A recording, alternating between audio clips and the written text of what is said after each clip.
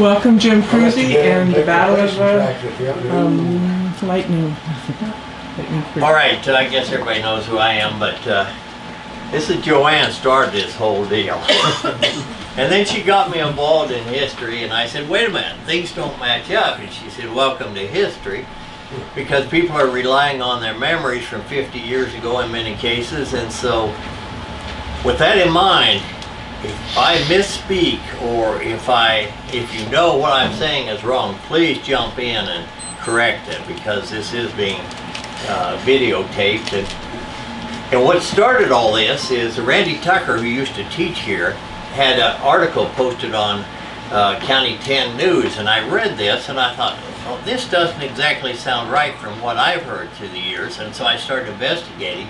I called Phil Roberts, who was originally from Lusk. He's a professor, history professor at the University of Wyoming, and asked him about it, and he thought there were some inaccuracies, so he recommended that I read a article by Hoyt, and it was published in the 1977 Annals of History.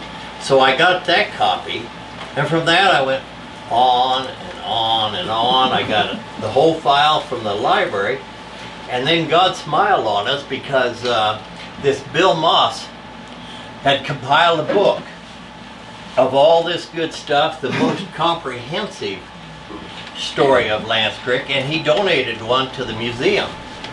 And so that's what a lot of my stuff is. But what makes his really good, Voight footnoted his stuff, but this, they actually copied the actual testimony when they had the trial for these 9 Indians. So it's the actual testimony, the cross-examination and the recross, and so you hear every side of it, except for the Indian side, because their attorney, their defense attorney, said, well, I don't have a secret place, you know, so I can depose these Indians, and so I'm just not going to do it. And then he listened to the testimony of the witnesses, and he says, oh, they don't have a case. And so he says to the judge, whatever the motion is, but anyway, so they threw the charges out of murder. And so all the Indians went back to Pine Ridge. That's the start, you know, the synopsis of it. I put up a cast of characters here. The posse. Can everybody read that? No. Okay. I'll read it to you. Sheriff Billy Miller, who was killed in the battle, his wife was Anna Miller, who the museum at Newcastle was named for. Johnny Owens, he was quite a colorful character, and there's a little disagreement on how accurate his statement was. He did a sworn affidavit in 2005 at Newcastle. There's some doubt about how good a guy he was, and also about how accurate his affidavit was. And then Louis Falkenberg, who was also killed in the battle. He was originally from Douglas, and he was working as a ranch hand. And then here's the other ones that were on that posse. What's really important is the Indians here. This William Brown, he was the son of an Army captain, William Brown, and a Native American woman, Day Comes Out. He led one group of the Indians, and he had the first permit to leave the reservation. His permit was for 30th of September in 1903, and he had a permit from the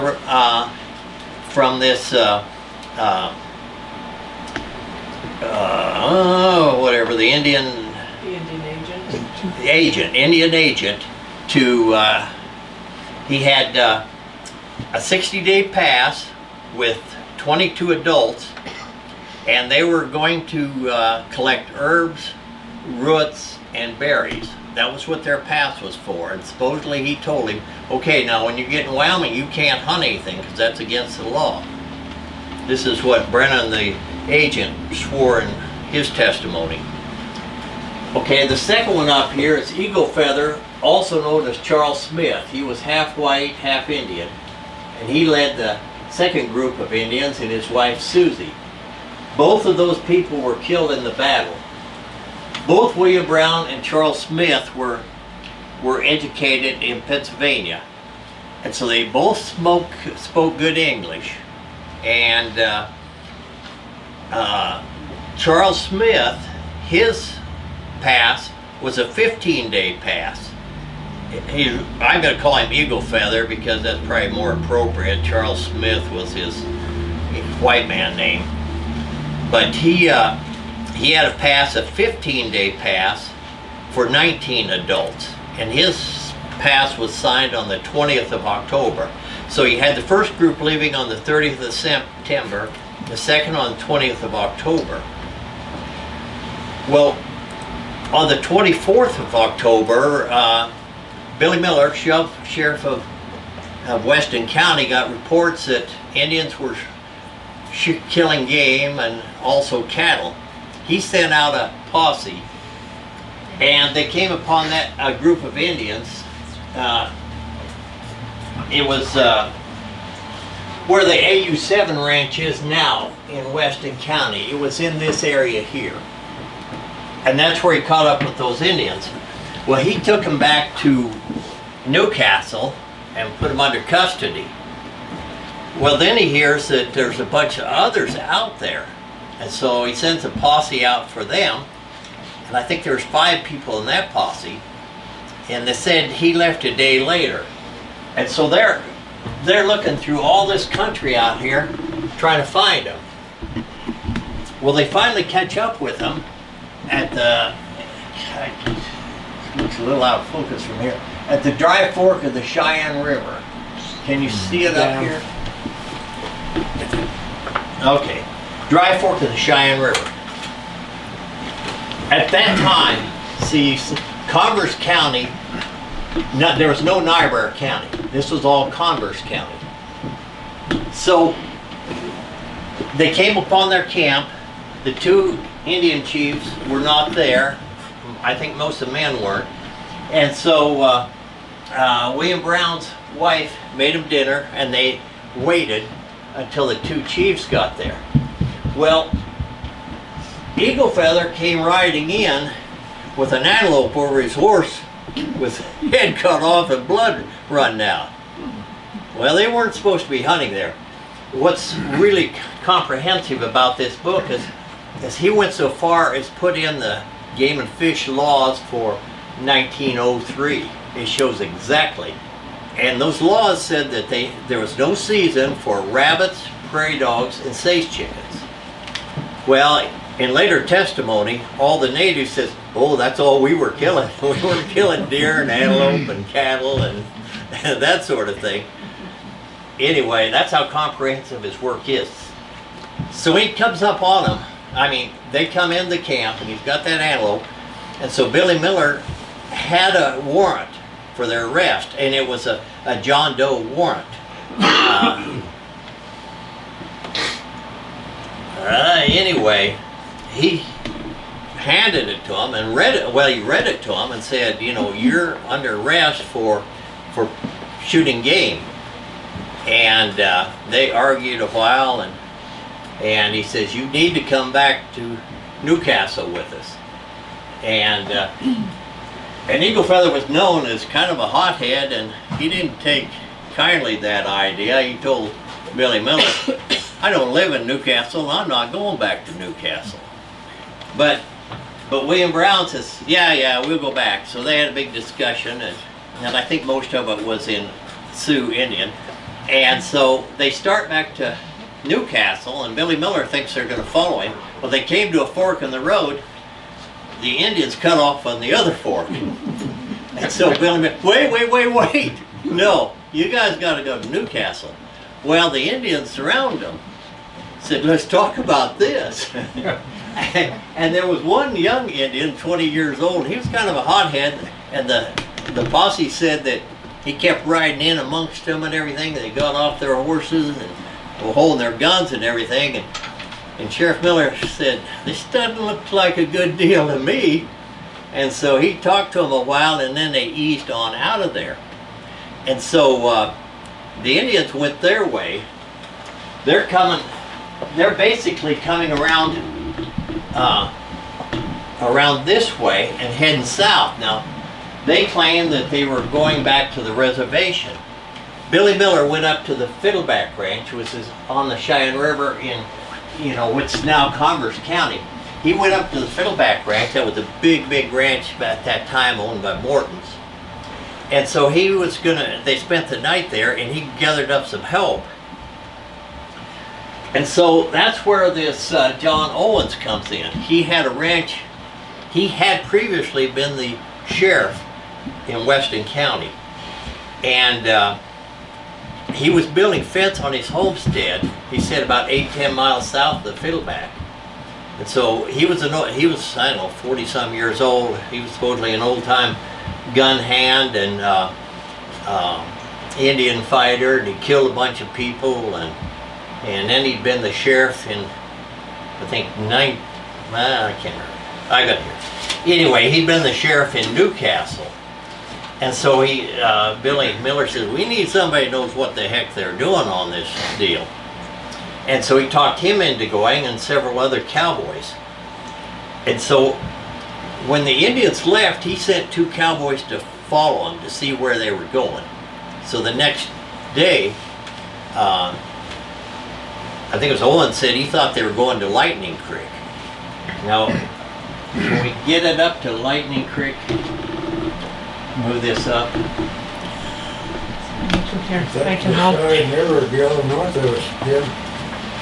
Yeah, this is the Cheyenne River here. We need to move the map up. We need to go further south. Other way.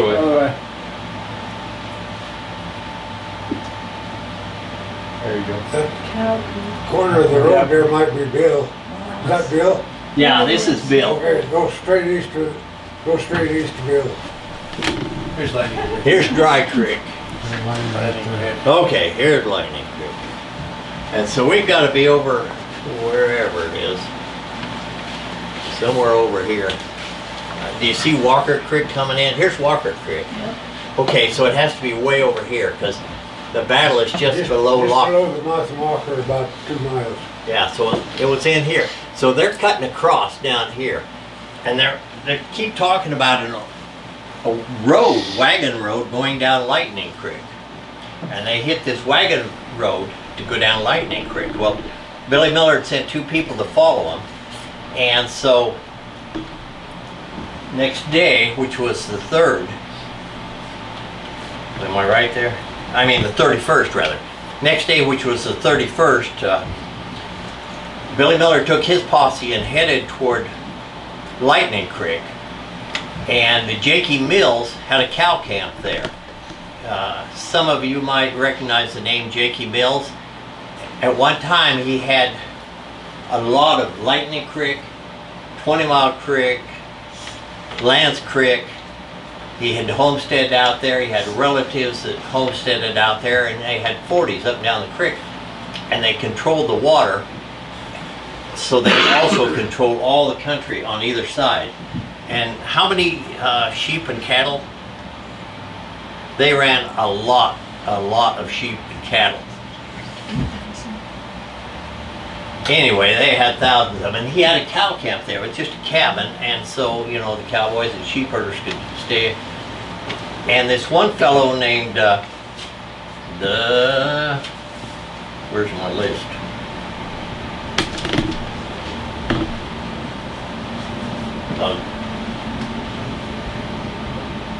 Right here, Foster Rogers. He was like a 20-year-old man. He was herding sheep there, and he witnessed the battle. They'd work sheep there the day before, and they'd cut off a bunch of mutton sheep, he called them. And he was still there with his band of sheep. Now, this Foster Rogers ended up being the mayor in Lusk and had a drugstore here. And so he wrote up his recollections of it. But anyway, they got to the Jakey Mills cow camp, and they saw the Indians coming down off the hill. And so John Owens says he kind of took over the deal, because he was supposedly the most experienced. He'd had a lot of experience shooting people. Anyway, he told him, he said, let's get down here in the bottom of the creek and wait for him to come down here. And there was a drift fence there. And there was a young woman and two young boys who were herding the horses in the front. And they just gotten off to open the gate. And so Owens and Billy Miller, they got up on the bank. Now this is the testimony of everybody on the posse. They got up on the bank and were yelling at the Indians, "You're under arrest, surrender." And supposedly Billy Miller yelled till he was hoarse, and then had John Owens yell till he was hoarse. Now in later testimony, every one of the Indians said, "We never heard anybody say that." Well, right after while they were yelling, the shots rang out, and all the whites said that the Indians fired first. All the Indians said the whites fired first. Nobody could prove anything. So anyway, Billy Miller was shot through the legs, femoral artery. He's bleeding bad. Falkenberg was shot through the neck. There was an Indian boy, Peter White Elk. He was 12 years old. He was one of those in front with the horses. His horse was shot out from under him. He tried to run. He was shot in the head. The Indian girl, she was shot through her clothing, and she got away, and the other boy did. And then one of the deals, I think it's Voigt, says, oh, they were strung out for a mile. But most everybody said it was 100 to 300 yards. They had about 12 wagons. And so most of them, when the firing started, most of them turned their wagons and got the heck out of there. But the big question is this eagle feather. One of them testified that when he rode up from the back, he had his rifle in the scabbard. And they said, oh no, he never fired. But when it all was over, his rifle was on the ground. They said, we don't know how it got on the ground. So the Indians testified that only Black Kettle and Eagle Feather shot, and they were both killed, so they couldn't be tried. There was some doubt about, well, let me go on. After this was all over, Indians were acquitted. They went back to the reservation. Well, the U.S. representative from Wyoming, he was not pleased with the whole deal. Let me get some of this testimony here.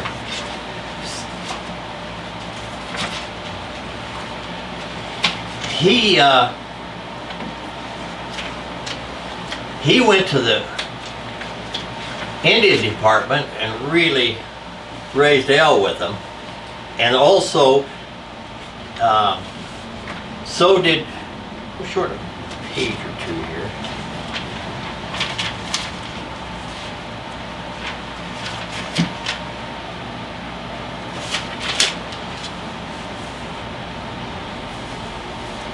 No, just a second, I'll tell you all these characters. Okay, Frank Mondell was a U.S. representative.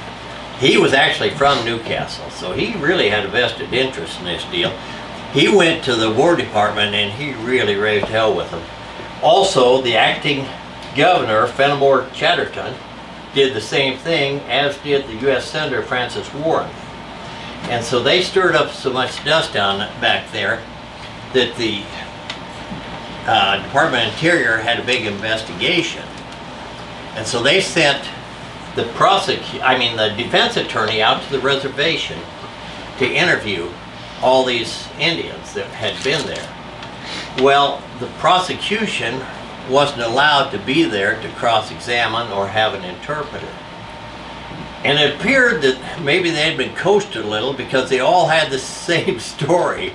You know, we were just shooting rabbits and prairie dogs. But anyway, all of them said, no, we didn't shoot. No, we didn't shoot. Nobody knew who shot, but we're sure that the whites shot first. And it's a real good possibility. some people think that John Owens shot first. And the Indians, the prosecutor believed that if the Indians were really going to fight, that was Timothy Burke, the prosecutor. He thought that if the Indians were really going to fight, most of the braves and stuff were in the back of the wagon train, that they'd got up toward the front before they started shooting. I've got some quotes here about John Owens that some of the people didn't think he was a real fine fellow, but anyway, he came across as being the star of the show. But what happened is after they were shot, the Indians got out of there. The Billy Miller was carried to J.K. Mill's cow camp, the cabin there. He was put in there. They sent a rider to Lusk to get medical help. About 30 minutes after he left, Billy Miller bled out. He gets there early in the morning. He drives all night. This all happened right about sunset. He gets there and he finds the guys in a shop there working, and he tells him this deal. And so the guy goes and wakes up the telegrapher. He notifies Newcastle and also Converse County what happened. Billy Miller's wife, Anna, and a deputy sheriff and a couple other people get on the train to go to Chadron to come back to Lusk. That's where the tracks ran. They had to go to Chadron and then come back to Lusk. Well, they took Billy Miller's and Falkenberg's body and started back toward Newcastle, carrying them back to Newcastle. Well, by the time they got there, it's early in the morning, I guess it's the middle of next afternoon, and so they telegraphed to Chadron and told Anna Miller that her husband was dead, and so they caught the next train back to Newcastle. And so, in the meantime, we have Gray Bear, who was Charles Smith. He wasn't killed, he was injured. And so the next morning, his wife was killed. Charles Smith wasn't. He crawled away. The next morning, let me get the name straight here.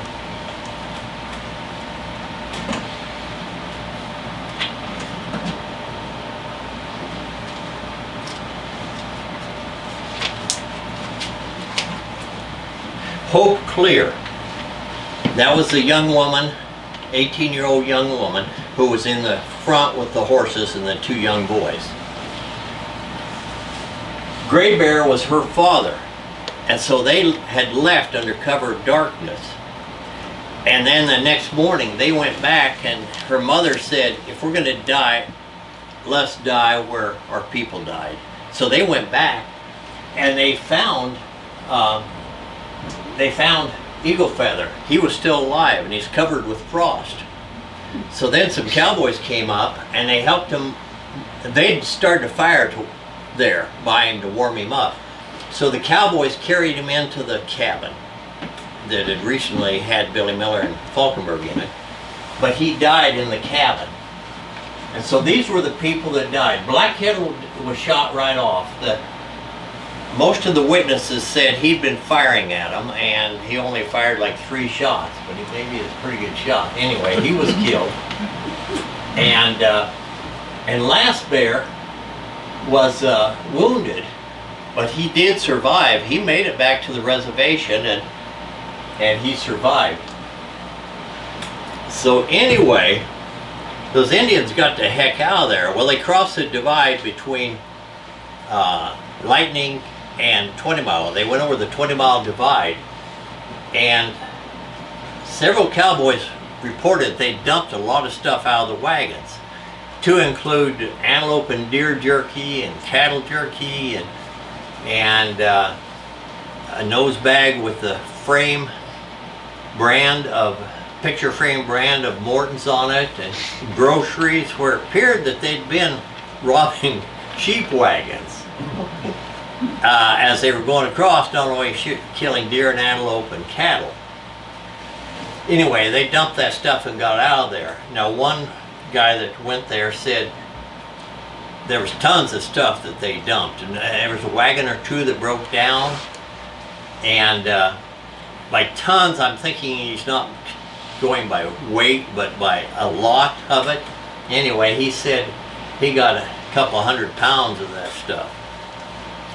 And so another posse came out of Douglas, and by then the Indians were gone. They had gotten the heck out of there, and they traveled at night. And one account says they were close enough to Lusk they could see the lights of Lusk. The bunch with William Brown, they didn't catch him. He and his group made it back to the res. Another group was captured between Edgemont. They sent another posse out of Newcastle with the deputy sheriff from Crook County. He brought a posse south. They caught him between Ardmore and Edgemont, that group of men and women. He took them back to Newcastle and incarcerated them. And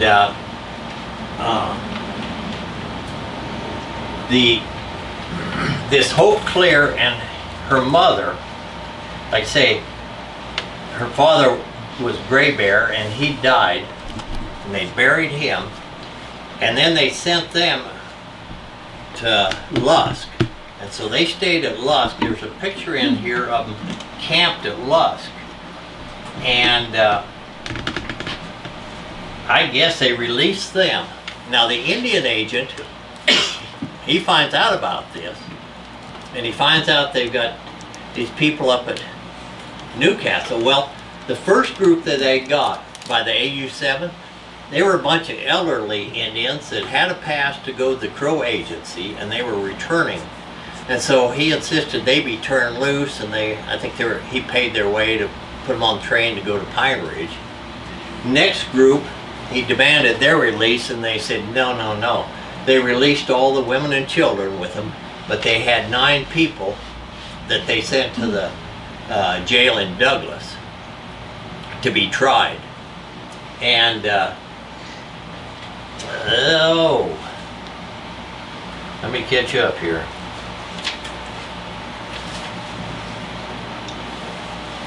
Anyway, that is a point where the government appointed Timothy Burke. He was a U.S. attorney. They appointed him as a defense attorney. William Meekum was the county attorney in Weston County. He was the prosecuting attorney. Now they had a warrant for their arrest it was a John Doe warrant, and he had. But the question was the warrant any good, and was he out of his jurisdiction? Because he caught him, in Converse County. So one of the defense arguments was that he did not have the authority to arrest him. And so that was one of the big things they had. And then the fact that none of the posse could identify who shot those 2 individuals. They knew people were shooting, and some of them said there's probably 50 rounds exchanged, a lot of shooting, but they couldn't identify it. And so that was the grounds that they dismissed the charges. Now some people in Weston County objected and said, okay, they dismissed those charges, but what about the charges of stealing cattle and hunting illegally and all that? But they got them back to Pine Ridge, and they were never tried again.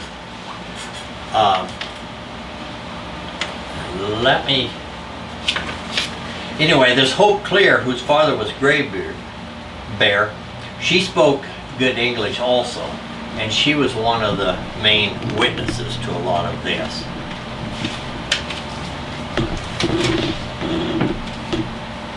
And like I say, this book has all the verbatim question, answers, everything.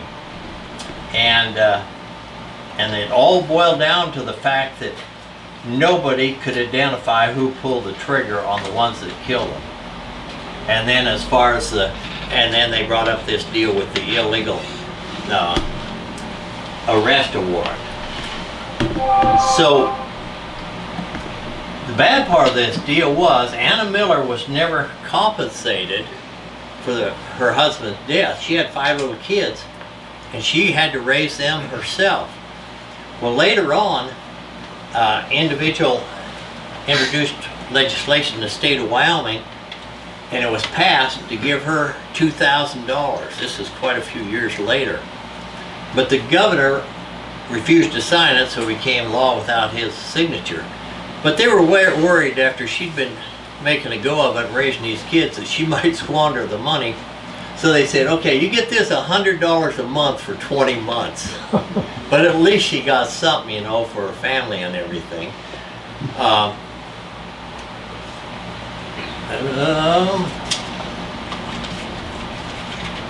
I've got to find my story on John Owens, because that's really interesting, because he actually started out as a sheriff in Lusk, or a deputy sheriff in Lusk. The lady from Anna Miller Museum wrote this up, and she said he was appointed by the Lusk County Commissioners. Well, Lusk, Niobrara County wasn't a county, and they can't appoint these. They have shorted some papers here. You might want to stop that for a minute.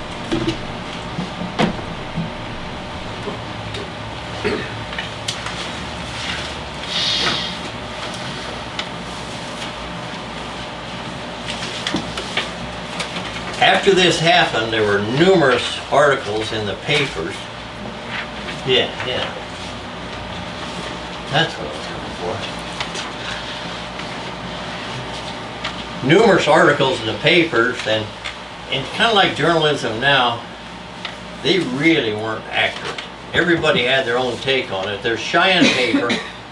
How they got the news, I don't know, but they even printed the next day there was another big fight, and like 10 Indians were killed, but it never happened, so they were forced to retract that.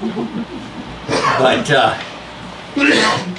there's lots of articles, and not necessarily any that agreed. But then it kind of was the same way with the trial and everything else. The Indians had their side, and the whites had their side, but some of them you can tell pretty easy where their sympathies lay. Some of them were all for that it was a murder, and then others said, oh no, the Indians were wrong, they were ambushed and killed, and Billy Miller should have been tried for this, or everybody on the posse. So everybody had their own take on this, and there were several from here that wrote articles on that. Velma Jean Bales, she was Walt Reckling's daughter, is that correct? She wrote one, but the interesting thing she mainly was emphasizing was there was an Indian skull, and her dad came in possession of that, and she says, well, the wind must have blown the dirt away, and that skull was laying out on the prairie. Well, the only story I ever heard that this neighbor, the homestead north and west of it, Red O'Rourke, dug that up and sold it to Doc Reckling for $5. But I don't know, do any of you remember it sitting on his desk? Supposedly it sat on his desk for a long time. And the final disposition of it, I do not know. Anyway, Mayor Bannock was another one that wrote an article. And when William Brown was 86 years old, the Rapid City paper interviewed him. And he came off really pristine. Yeah, we weren't killing anything, and we weren't just prairie dogs and rabbits and sage chickens, which we were allowed to shoot. And so anyway, Mayor Bannock wrote an article based on that testimony. It was obviously pretty slanted, and I suppose if I'd been old William Brown, I would have slanted my story a bit myself. But it's interesting how every story had its own slant, and there's a bunch of them here. And in this this book here, he copied a lot of the different stories, and so it's really interesting reading. I got a bunch of these from the museum. They had them in their file. This one was by W.H. Emmons, staff correspondent, Los Carroll, 1936. But they kind of made up their own stories. Here's a picture of Dr. Reckling with that skull. And so some people thought the Indians need to be taught a lesson because they'd been coming over there and killing the game and not only that, the cattle and stuff. So some people were strongly believing that the Indians need to be taught a lesson. Well, actually I found something really interesting. There's more to this story. I told you about Johnny Owens and how he'd been a sheriff in Lusk, and then he went up there and was. You just gave it to me, Joe. What did I do with it? Okay, here it is. This is a source unknown. It says retired Sheriff Owens was a well-known and colorful lawman gunfighter of the area. The Civil War veteran had been a stage driver and had been involved in brothels and various gambling enterprises. In his role as a lawman, both in Lusk and Newcastle, he had been involved in a number of killings, all of them justified. Now there's no source for that. However, there's a statement in there with no date or reference by Jinks Putman and Harry Putman, Jr., who ranched about 14 miles east of Reno's ranch, which was, Reno Junction was named after their ranch. They stated, the old-timers said a man named John Owens had started the shooting as the Indians came through a drift fence on Lightning Creek. This Johnny Owens was a trigger-happy nut. All the old hands or cowboys always said, and they didn't like him. And then he did a notarized statement, and he didn't say anything about him shooting anybody. That was in 1905. But also in an article in the News Journal dated January 10th, 1908, he said he was serving his 10th year as sheriff of the county. So I don't know if he was reappointed after Billy Miller died, re-elected, but he, when he was in Lusk, he also had a saloon. And so when he went up to Newcastle, he sold the saloon out and built his own saloon and a music hall, they called it. And then in 1892, he was elected sheriff of Weston County. And he didn't see any conflict of interest between running this music hall with dancing girls and whatever, and the saloon, but he eventually sold that. As a matter of fact, he'd gotten married, and his wife really didn't like his gambling, it said. And maybe there's more to it than that. So she divorced him, so he married one of the girls that worked for him. Anyway, he had quite a career. But like I say, not everybody thought he was always on the up and up.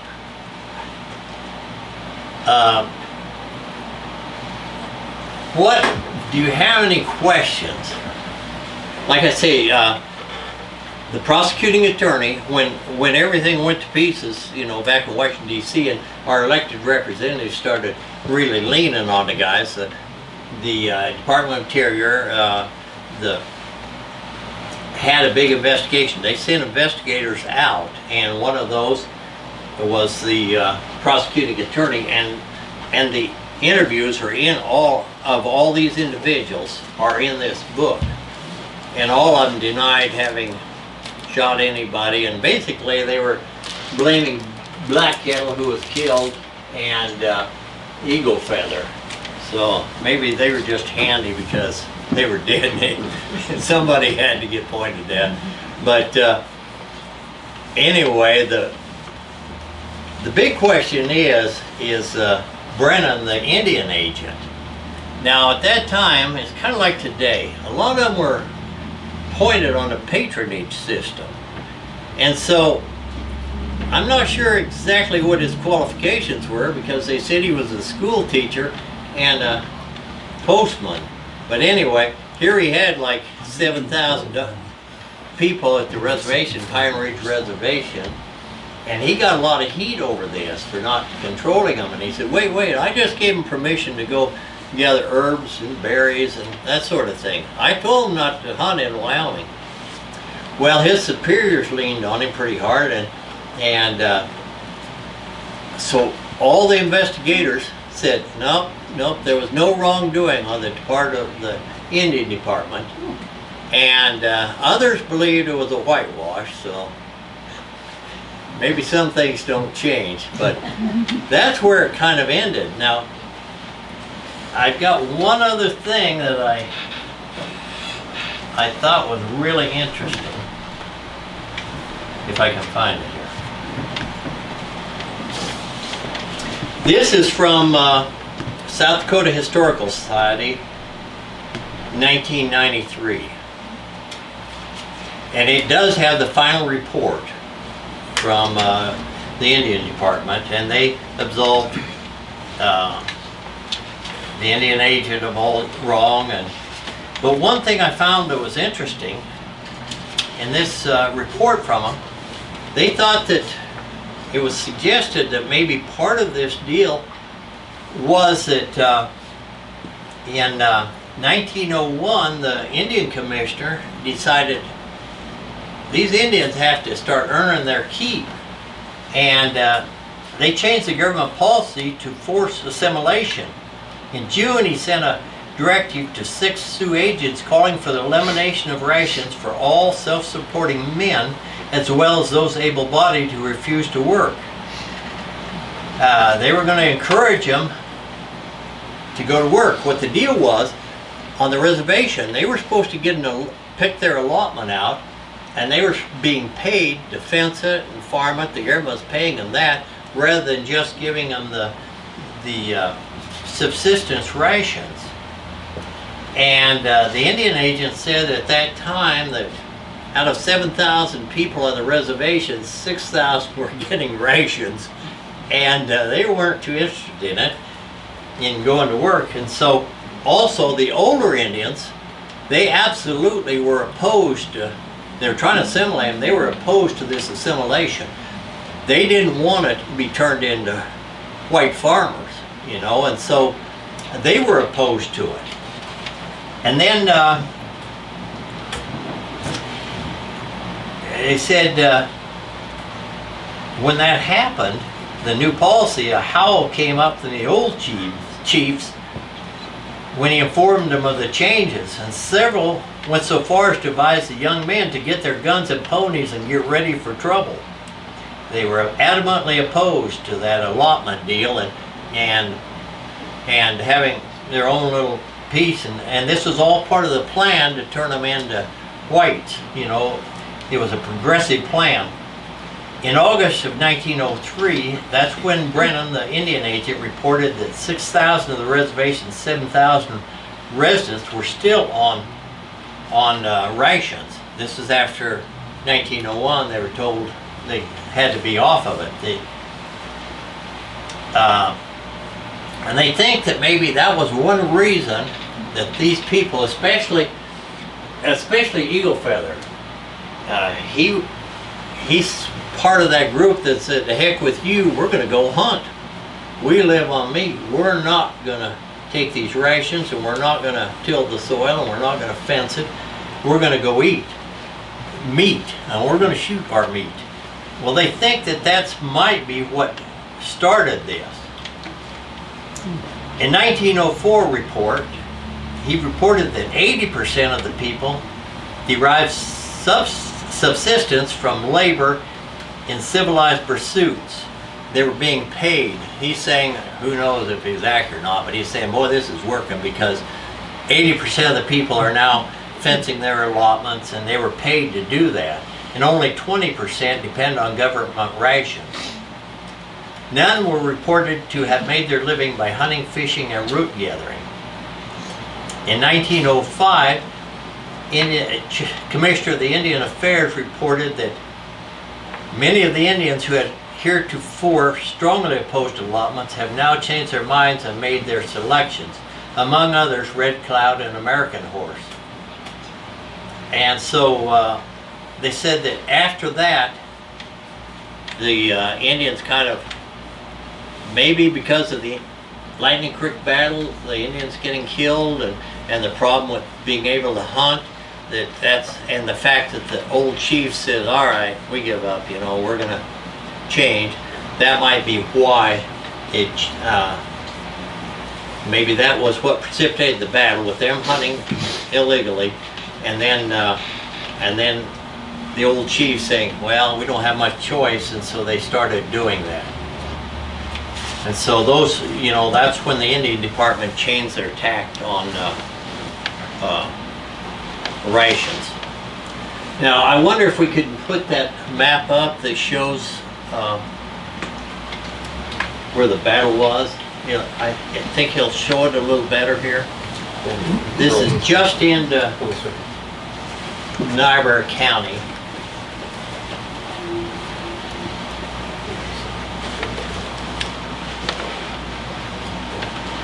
I've got county map here, and it shows, they're old county maps, and it shows it on there. And it's obvious it's an old map because it shows Rod Thomson's place. That's Dave's dad. Is that the one you mean? Yes. It's a little out of focus. It's a little bit off. This actually is where Emery's lived. It'd be up here. Here's Mercer Draw coming in, and yeah, Deep Creek. Okay, it's right on the mouth of Deep Creek, right there, where Deep Creek dumps into Lightning. This is meadows out here, Yeah. and that's where the battle was. And then here's 20 Mile Creek here, okay, and they cut across here, and up on this divide is where they said they dumped a lot of provisions to lighten their wagons to get away faster, and they traveled about all night. And like I say, one group got back to the reservations, they didn't catch them, but the other group they caught between Edgemont and Ardmore. And those were the ones that they tried, the 9 people they tried. Now, Dave can tell you a bunch about this. I'd just like him to tell, you know, the Thomson story of how they came into this country, and then where they came back and disinterred the Indians. Could you maybe tell us that story, those stories? Yeah, good. That'd be good. Give me about an hour to get up. Time to bed. Well, first of all, I've known this Kruse family 5 generations, and what he said was pretty much true. But I disagree with a little bit with him, but like I said, I've known his granddad in 5 generations, so I can get by with that. And if I'm not trying to argue with Jim He knows that. And anyway, this there's a couple of things he left out. That eagle feather was the one that told Billy Miller, he said, I don't see any brands on his antelope. He said, I can shoot them, and he did. And it was like Jim said. My thought was, the Indians was only doing what they'd done for 10,000 years. Is the fall, they wanted to get a little knick, we eat meat for the winter, etc. If you study history, every white man law that the white man give the Indians, it was not the Indians that broke that law. So my sympathy lies a little bit towards the Indians, and not 100%, but they was only doing what they was doing. Now, they might have been stealing a mutton or two in the fall, and maybe they wasn't. Maybe they just excused of it. I wasn't there. I don't know. My dad come there in 1916. Then he was there, was in 30, this battle was 1903, and there, in 1936, that they'd come back and retrieved. They wrote Dad, or got permission from him to come down there and retrieve the bodies. And he was, I've been told that he could sit down and talk, carry on a conversation in Sioux. The whole shooting match, I know about a dozen words, I guess. But anyway, his story was in 1936, when they come back to get them, there was two old hoopies. An old hoopie was his description of a car. I assumed there's Model A's, I don't know. He said they was full of Indians. But about four Indians in a Model A would have probably been 8 Indians maybe total. And out of them 8, he said there was 2 that know what they was doing. They'd been there and buried them other Indians. Now that black kettle, if you read down any history, I think every Indian tribe had a black kettle. But this black kettle that was buried out there at home in 38, I think it was, or 37 or 38, they had a ceremonial burial there at the fairgrounds in Douglas. If you go to the west end of Center Street, it used to be where you could drive in there, but now they got a walk-in gate there. And walk through that gate and start down the hill, about a half a block, and there's a log museum there. Around behind that log museum is an Indian grave. That's where Black Kettle is. They reburied Black Kettle down there. So if you want to see an Indian grave, that's them other Indians that they dug up.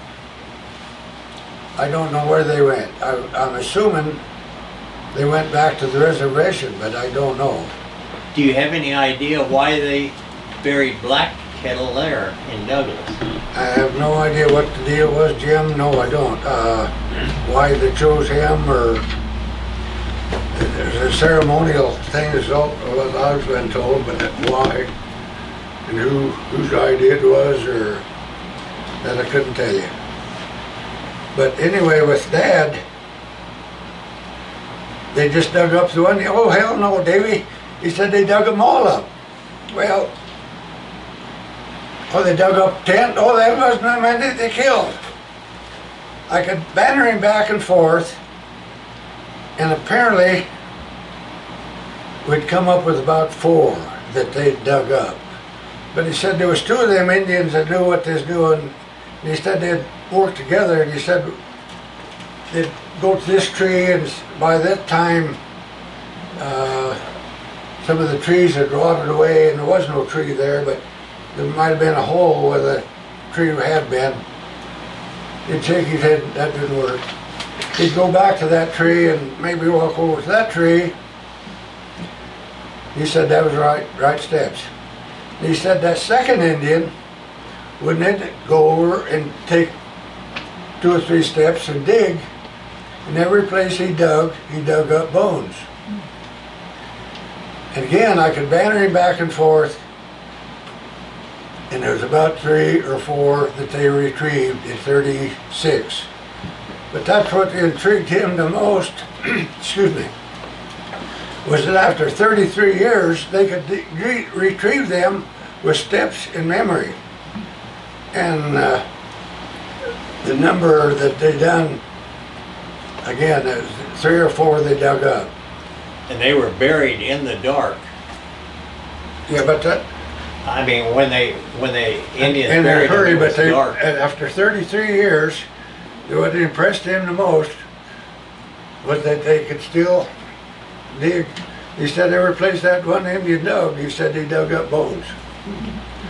Now that one Indian,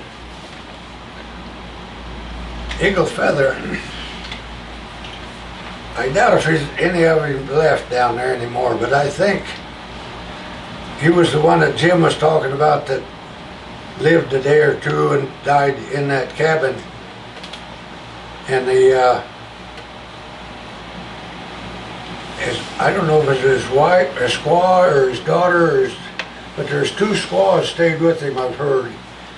And then they reburied him. And I think he's in my hay trail down there. But like I said, I don't think there's any of them left. But I think he was the one that Dr. Reckling had the skull off of. So I'm like Jim, I don't know too much about that skull, but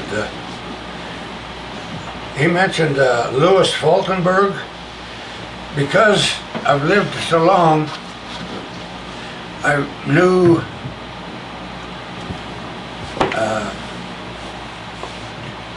but yeah, everybody here probably knows Dr. Falkenberg. Her granddad was old Falkenberg, and I asked him one time, I said, you related to that fellow that was killed in that battle? And he didn't answer right off the bat. He took a little while. And whether he's reminiscing good times or bad times, I don't know.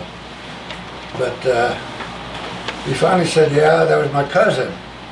So that Louis Falkenberg was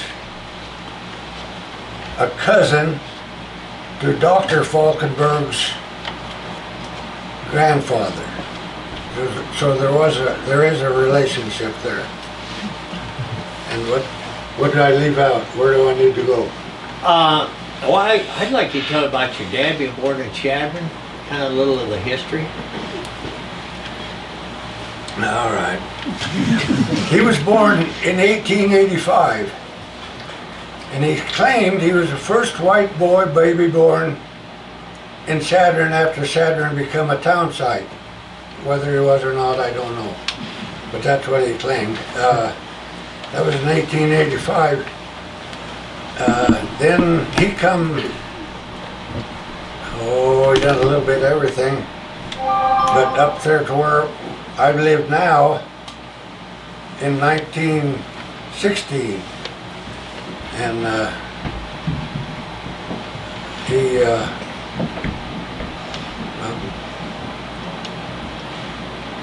well, like I said, he could talk a little Sioux.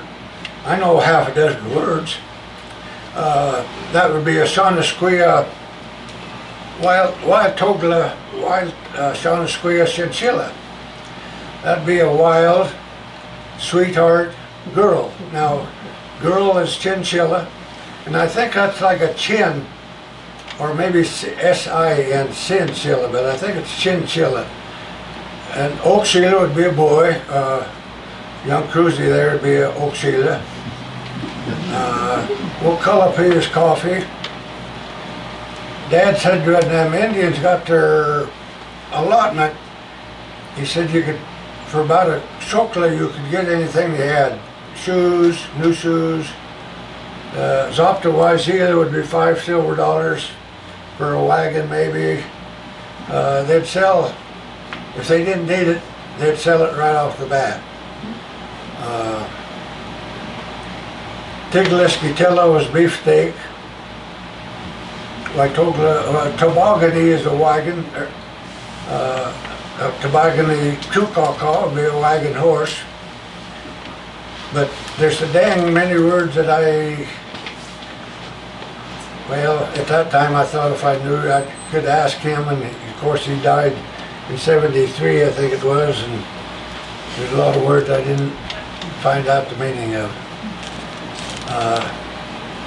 Yamani is 10, Waikisi 50 cents, Wakapamani is government, Muzzleskow is money, and coffee, I told you what coffee was. Coffee's sugar, shahamper. Coffee is what color be. Now, didn't you say that he remembered the soldiers coming back from Wounded Knee? Yeah, that was, we'll get up to 1903, but he was about 4 years old, and he had two brothers, and apparently at that, there wasn't the fences. He was raised there at Chadron, and his dad was, kind of running, had milk cows. And them boys, them three boys, there was Jim and Johnny and Dad, and they was herding them milk cows one day, and this oldest brother said, "Look out," he said, "here comes the Indians." He said, "We gotta go hide." So they did. They was guarding these milk cows, and I guess there was some willows there, bushes, and they hid down there, and finally they're not the Indians either. That those soldiers going back to Fort Robb, and he said the first all the officers was on soldiers on mounted. They rode past, but in the meantime there was a cow got stuck in the mud there. But just all these soldiers rode past these cows. Then he said, along come the team and wagons with the old tents and etc. And he said, then along behind there come the foot soldiers, and all them foot soldiers was dark at that time. But I grew up saying nigger, and it wasn't malicious. It was the same as being called cracker. It was just a term, it was just a word. So anyway, he said, these niggers, "Oh, we see you got a cow stuck in the mud, boys. We get him out." And he said, one of them run up, excuse me again. He said one of them run up to the back wagon there and pulled out a rope about that big around and throw it around that cow, and they said about 10 or 15 of them went to pulling on that rope. But he said the damn rope broke. And he said they all fell down like a rolled domino. He said they got up. "We fix him this time, boys." They doubled that rope, and the same bunch got the pulling on that rope, and out come the cow. And by then Dad had picked up enough English, well, he could talk English anyway, but he was detailed to take that cow home. Now this kid was apparently just about 4 years old. This was in '79, I believe, when that took place. Or 89 is when it was. And next. Well, didn't they, Johnny and your dad, homestead originally up in South Dakota? Yeah, they homesteaded there around Ardmore. But he said they oh, was there, excuse me again, several years. He said, here come the homesteaders. And he said they all built fences out of jack pines, and the fences all fell down, and they was running horses. And supposedly he claimed that when him and that Jim had went up to Montana. He was the oldest one. I think he was about 10 years older than Dad. I never met Jim or saw Jim. I met Johnny one time. Johnny was the next one older than Dad. Then he had two sisters. But anyway, they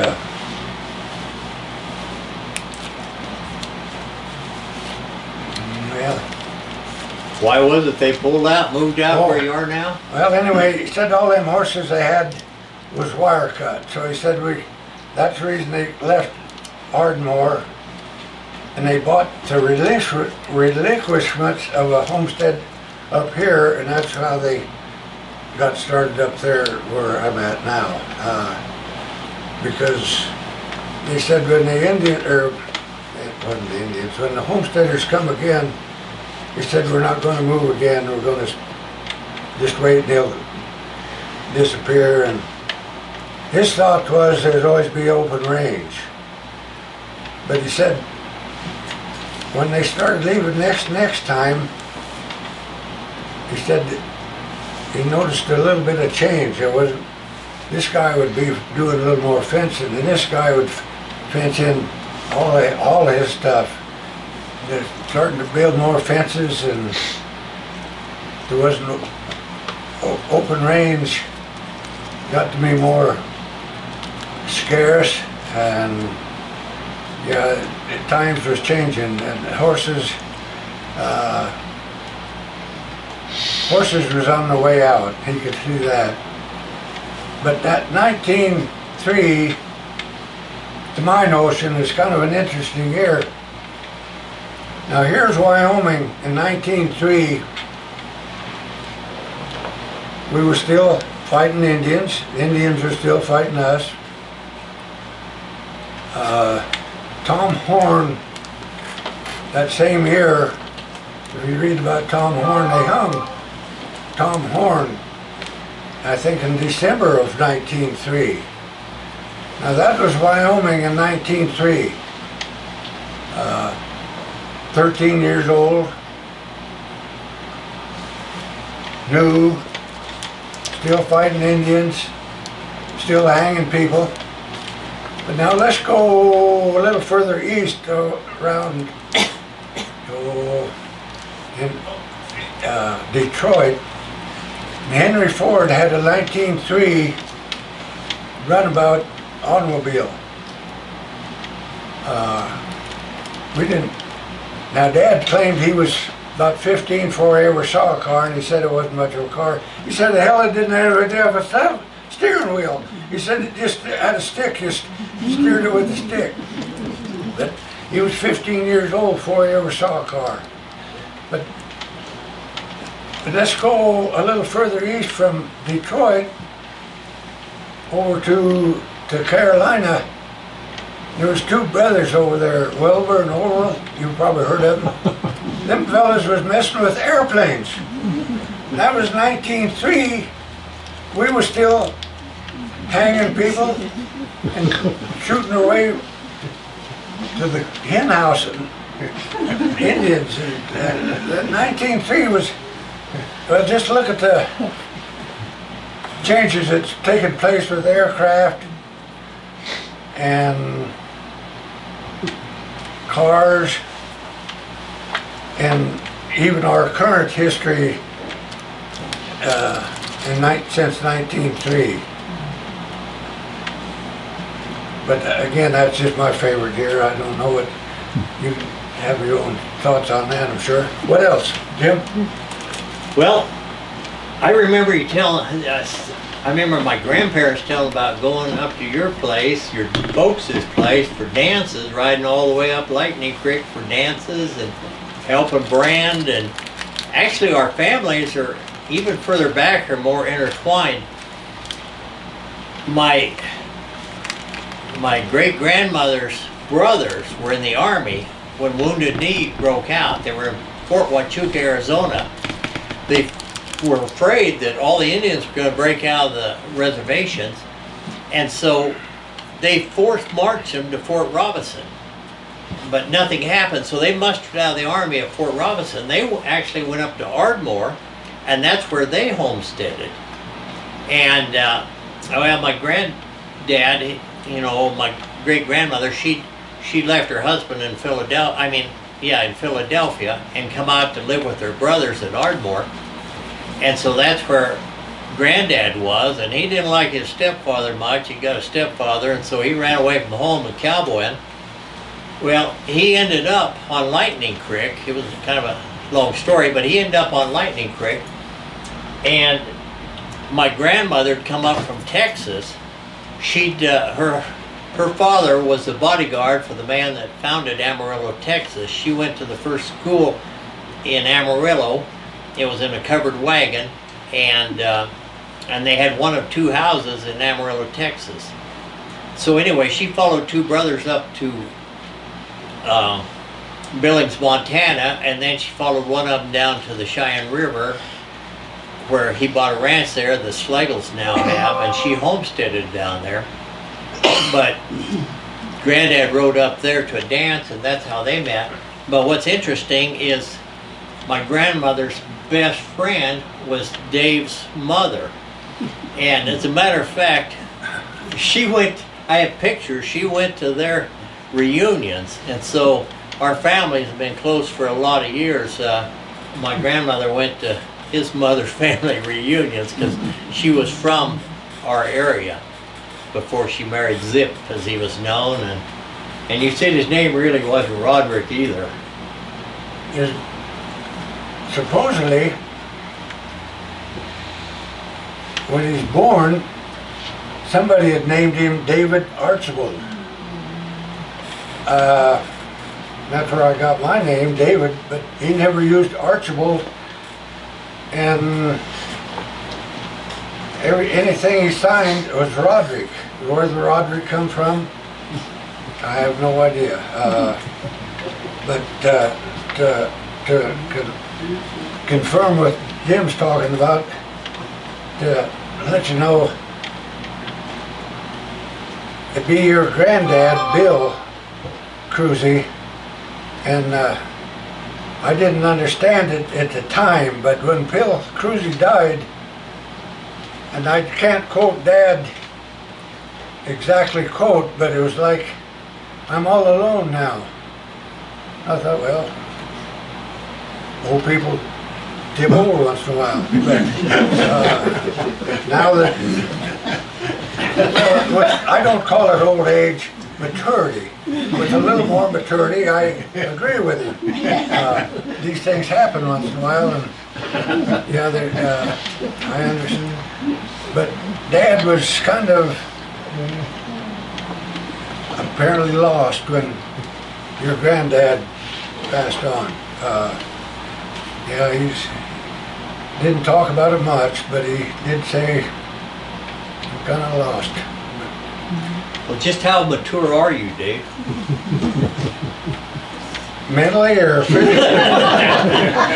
Or physically?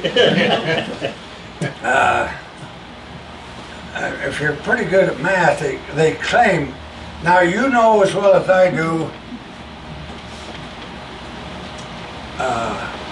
word of mouth is not accepted on, it has to be, so any of you can remember when you was born? So you're going on hearsay, and that's kind of all I'm going by is, they told me I was born in 1938, which makes 86 now. Well, I'm glad you still got some years left and that you were able to tell us about this. And I've got some pictures here that were taken up at the battle, and I just wondered if any of those look familiar.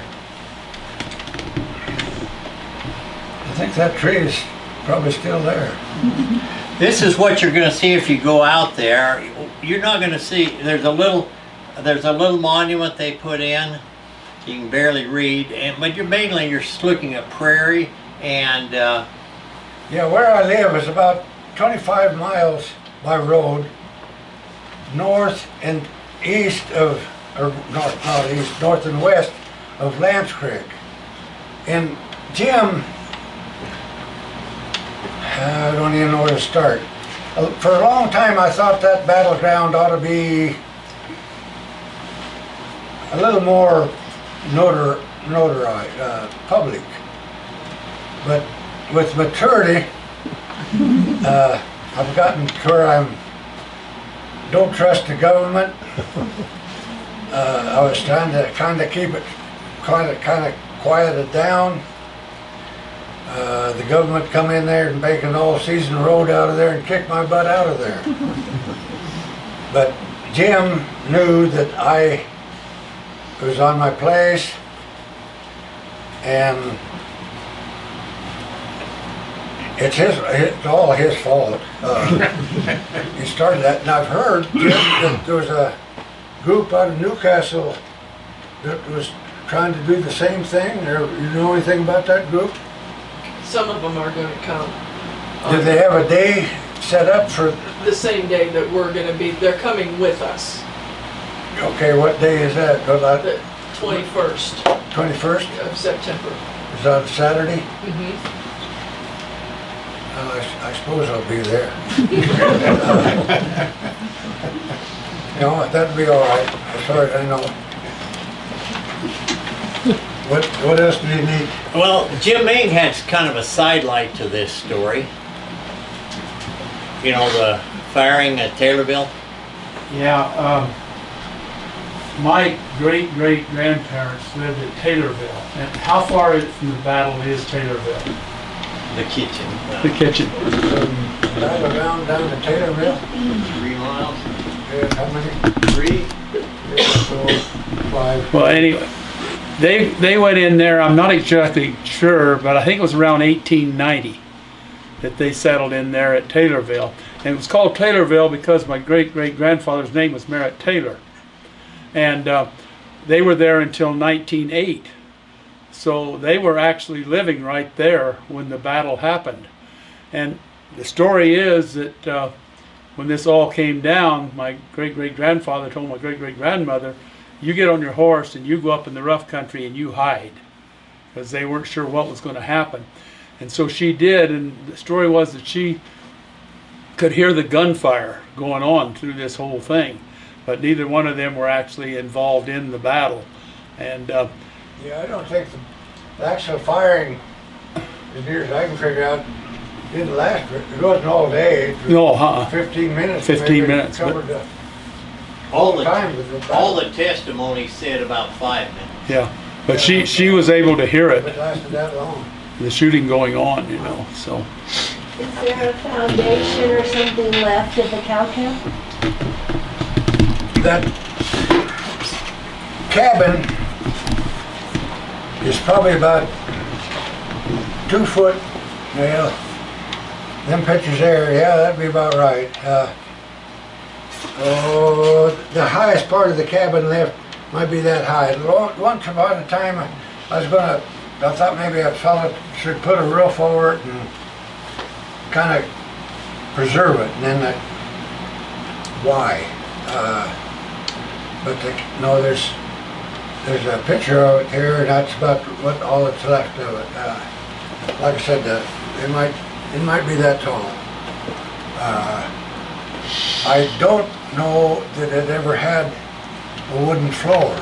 I think it was always a dirt floor, but that I don't know. The roof is gone, and there's enough of it there that you can tell where the door was and a couple windows, and that's about it. Like I said, that Louis Falkenberg, well, he was shot in the neck. He claimed he died pretty fast. The only one that I really know that died in there was Sheriff Billy Miller. Now, Jim's story might be right, because Anna Miller, like Jim said, had never been compensated for the loss of her husband. And I've heard there was $1,500 that they come up with. Rather than to give it all to her once, it's $50 a month is what I heard, but I don't know. That's what I've heard. But again, she was compensated, and it was in the 20s. But what the amount was and who found the money, I don't know. I found that research where they passed down in Cheyenne. They passed a law to give her $2,000 and $100 Not all at once, though. $100 a month Yeah. for 20 months. For those of you that don't know, that's Jakey Mills Cow Camp, and that's your great-great-grandfather, right, Susie? Great, just one great. Oh, okay, one great. It was Jake, but everybody called him Jakey.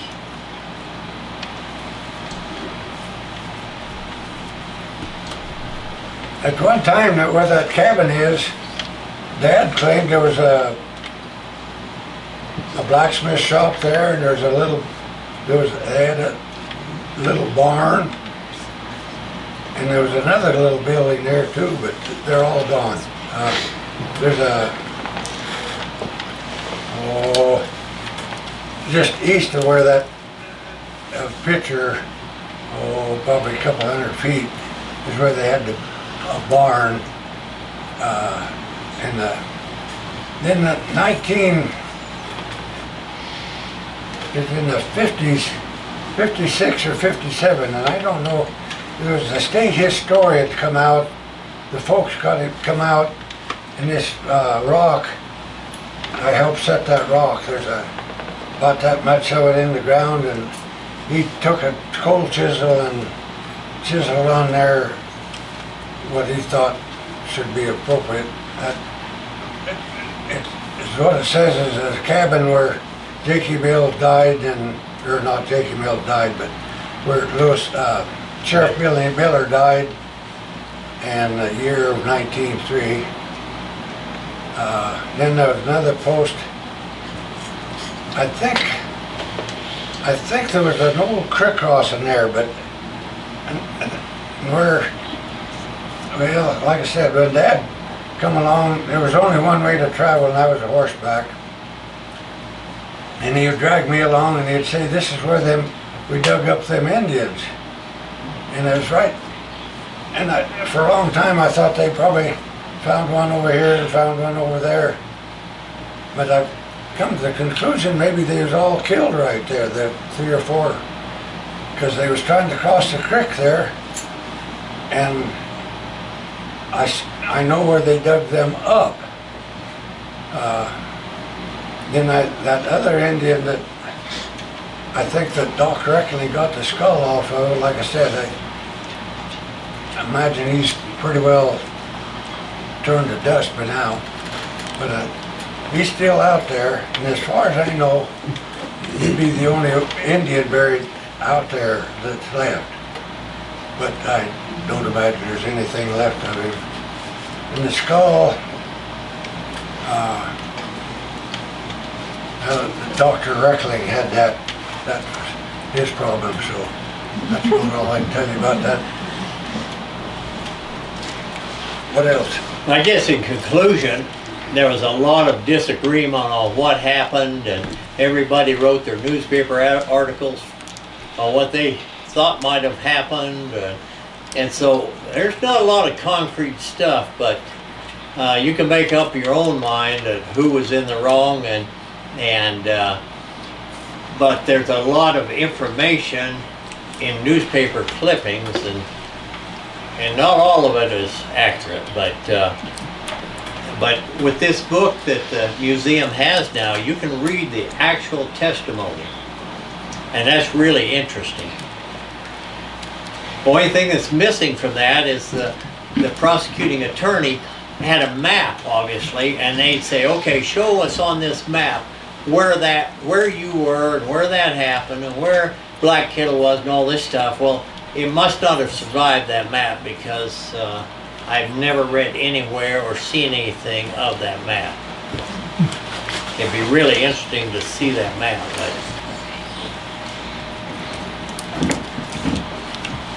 Thank you very much. James, do you know how far it is from Lightning Creek to Pine Ridge? How many miles that would be? They said when they first first came upon the Indians, it was a little over 100 miles. You know, where they first tried to serve the warrants on them, on the dry fork of the Cheyenne River, and it was a little over 100 miles to Pine Ridge.